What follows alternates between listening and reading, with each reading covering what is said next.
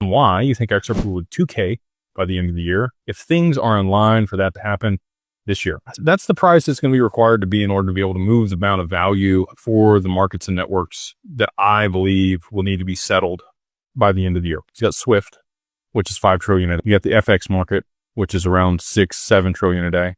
You got commodities, which is 6-7 trillion a day. You got the back end of the stock market, which is 6-7 trillion a day. So where are we at? We'll call it $25 trillion that needs to be settled on a daily basis. How much XRP do you think is available for that? 10 billion?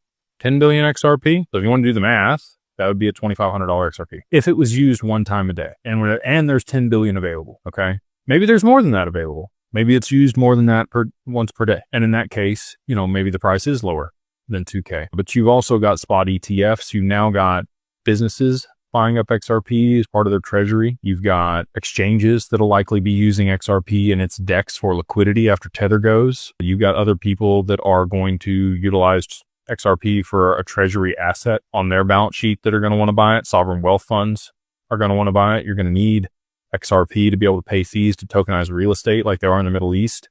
On the XRP, you're going to have liquidity pools by the end of the year that lock up XRP. You're going to have AMMs by the end of the year that are locking up XRP. So it's really a lot less available supply than I think people really understand that's going to be available by the end of the year because of all these other catalysts that are going to lock up the XRP. So to move all that value, you might have a couple billion XRP, 5 billion XRP available to settle $25 trillion a day in transaction volume, maybe more. Maybe there's other markets that I haven't even considered that'll be settling across the XRP by the end of the year. I think 2K is very reasonable with all of the different factors that are going to lock up XRP and limit the supply and the availability for the amount of demand that's going to exist for it.